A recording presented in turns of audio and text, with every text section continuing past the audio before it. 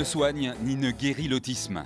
Il n'existe que des prises en charge, des guides de bonnes pratiques, des familles dans la peine et des incitations à l'insertion. Que signifie alors le nom de cette association ? Vaincre l'autisme qui vient nous visiter sur TLT. Première info, elle lance l'opération Jouer, donner. Si neurones et gènes sont responsables de l'autisme, que peuvent les explorateurs de l'esprit de ses tourments et de ses ruses ? En tout cas, la psychanalyse passionne le grand public, même si c'est pour des histoires troubles parfois. Un film qui a beaucoup de succès à Toulouse, c'est Dangerous Method de David Cronenberg.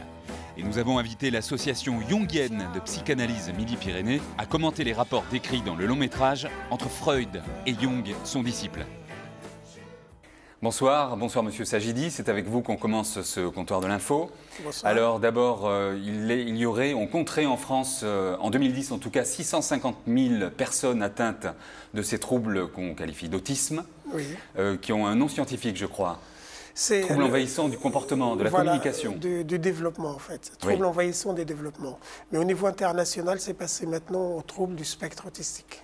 Alors vous voulez vaincre l'autisme, oui. L'autisme qui rencontre certains obstacles en France dans la lutte ou dans la prise en charge, pour diverses raisons d'ailleurs. On va les énumérer. D'abord, votre association est-elle reconnue, est-elle représentative ? En fait, l'association, c'est une association de famille. Donc, je suis moi-même père d'un enfant autiste, d'où la naissance de cette association. Oui. Et elle est aujourd'hui représentante des usagers auprès du ministère de la Santé. Notamment, elle est experte auprès de la Haute Autorité de la Santé, la Conférence nationale de la santé également. Et elle représente plus de 3000 familles en France.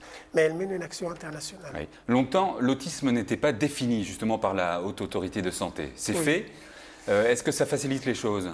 Disons que ça va faciliter les choses. Le souci qui reste, c'est l'application de ces recommandations de la Haute Autorité de la Santé pour l'autisme. Oui. Donc le terrain, il est assez compliqué dans le sens où l'autisme a toujours été traité comme un trouble psychiatrique sous l'égide de la psychiatrie psychanalytique précisément. Or, ce sont des gènes et des neurones qui seraient coupables. Absolument. En fait, maintenant, on sait que c'est un trouble neurodéveloppemental. Donc, c'est une question qui se situe dans le cerveau. Donc, il y a des aspects qui sont biologiques et d'autres qui sont... Il y a des gènes qui sont déjà responsables de certaines parties de l'autisme. Il y a à peu près 90% encore de zones à découvrir. Mais en tous les cas, on sait le diagnostiquer précocement et on sait comment le traiter précocement par l'éducation en premier lieu. Alors, avant de parler de cette question du diagnostic et des médecins, sans doute, il est vrai que le corps et l'esprit sont une seule et même chose. Alors peut-être qu'on peut avoir besoin aussi des psychologues ou des psychanalystes. On verra ça avec l'association des psychanalystes jungiens qui est avec nous également. Alors, est-ce que les médecins sont formés pour diagnostiquer très tôt l'autisme? Non, malheureusement, il y a un grand retard dans ce domaine. Dans le cursus initial de la formation des médecins, on a 2 heures sur l'autisme. Donc on espère que par le plan autisme et ce document de la Haute Autorité de la Santé, on essaye d'obtenir du pouvoir public à ce qu'il y a une large moment de formation sur l'autisme. Je connais des gens qui ont attendu de nombreuses années avant de savoir d'avoir confirmation que leur enfant était atteint de ces troubles. J'en fais partie. Oui. J'en fais partie parce qu'aujourd'hui, heureusement qu'il y a Internet. Moi, mon fils a 21 ans aujourd'hui. Oui. J'ai découvert qu'il était réellement autiste à l'âge de 10 ans et demi par un témoignage de parents canadiens sur Internet. Ça vous a mis en colère contre le corps médical? Je suis encore en colère. Oui. J'étais en colère pour moi-même déjà parce que ça m'a fait perdre 10 années. Ma femme qui était culpabilisée justement par ces pédopsychiatres, psychanalystes pendant 10 ans quand même.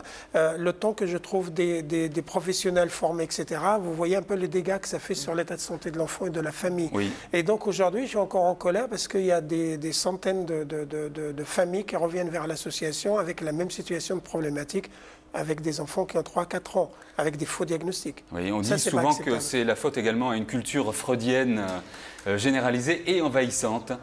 Oui. Freud, qui mettait en cause la libido, les rapports difficiles entre la mère et l'enfant, arrose sur la maman. En ce qui concerne l'autisme, la problématique, elle est freudienne si vous voulez, mais elle est encore beaucoup plus grave. Comment on a pu prendre des données de cette partie psychanalytique et l'intégrer dans les soins médicaux, c'est-à-dire l'intégrer dans la médecine. C'est ce qui fait opposition. Oui.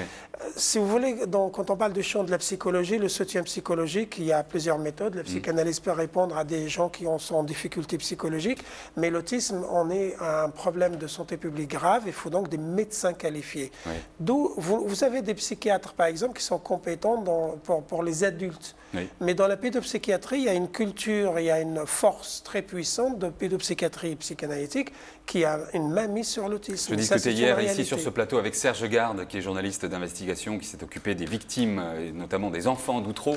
Il disait que dans cette culture qui envahit jusque les tribunaux, on pense que les enfants, on soupçonne les enfants d'être des pervers polymorphes, comme le disait parfois Freud. Ouais. Alors justement, une parenthèse dans ces conversations sur votre association, avec Marguerite Bosque et Marie-Claude Calary. Bonsoir. Vous faites partie donc, vous êtes d'éminentes membres de l'association de psychanalyse jungienne.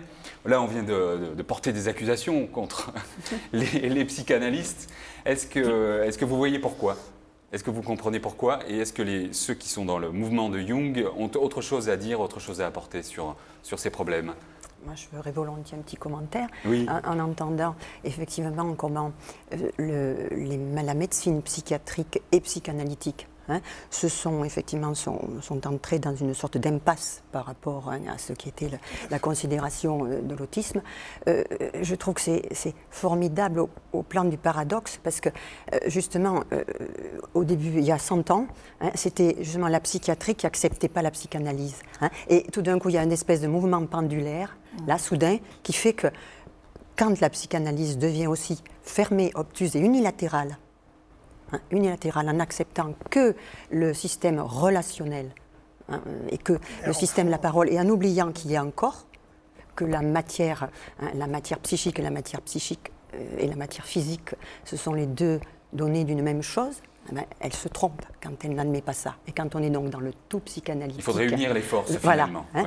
Effectivement, ça donne ces moments décourageants pour que vous avez connus certainement. Parce que les neurones et les gènes ne bougent pas tout seuls comme ça, ou ne s'effacent pas tout seuls des cerveaux. Bien sûr. Moi, je voudrais amener un petit bémol à ce que vous dites, parce que j'ai eu la chance justement de débuter ma carrière dans un hôpital psychiatrique et avec un service pour des enfants autistes et psychotiques graves, donc près de Carcassonne, à Limoux, où, bien sûr, il y avait les médecins, mais des médecins qui étaient très à l'écoute, justement, de ce lien à faire dont tu parles là maintenant, entre la psyché et puis le corps. Donc beaucoup de travail au niveau de la musicothérapie, enfin voilà, des choses comme ça. Et une approche de l'équipe, justement, du travail d'équipe, qui était dans cet axe-là. Ce n'était pas uniquement axé sur ce que vous venez de dire, là, avec les excès, bien sûr, si vous voulez, qui est partout. C'est exactement ce qui fait problème aujourd'hui. Alors, pour vous expliquer clairement ça, par exemple, vous avez parlé d'enfants. Dans cet hôpital, il y avait des enfants autistes et des enfants psychotiques. Aujourd'hui, donc, dans les données actuelles de la science, l'enfant psychotique, il n'existe pas. C'est un diagnostic qui est franco-français, qui a été ramené vers l'enfance pour la psychose d'adulte. La psychose d'adulte existe. Celle de l'enfant, d'où l'erreur de la psychiatrie, pédopsychiatrie plutôt psychanalytique, dans ce terme. Aujourd'hui, nous avons des alternatives éducatives et des traitements, je peux en parler sur la recherche, on est à un haut niveau. Allez-y, puisqu'en fait vous recueillez des dons pour faire avancer la recherche. Absolument, absolument. C'est que, qui n'est pas très loin sur le...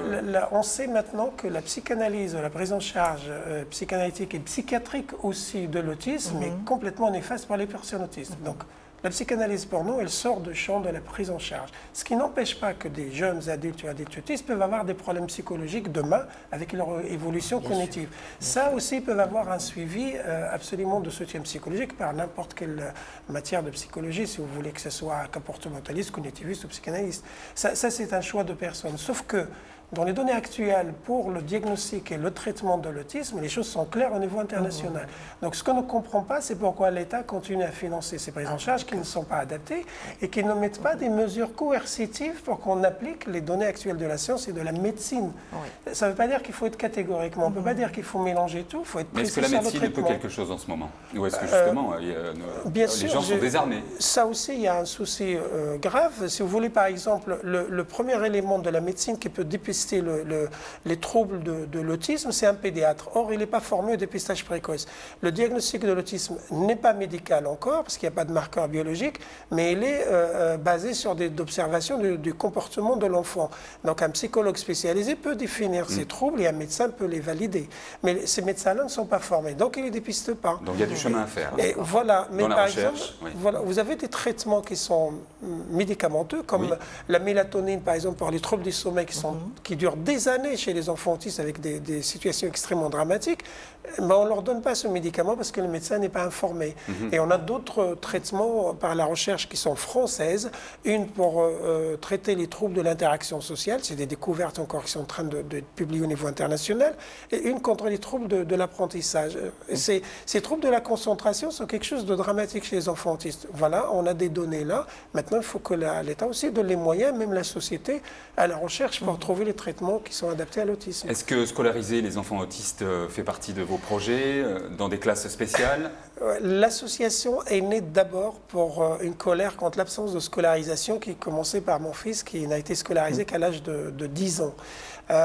La scolarisation est un outil primordial dès la maternelle pour les enfants autistes, étant donné que la capacité des enfants autistes qui est prévue aujourd'hui de l'imitation de leur père.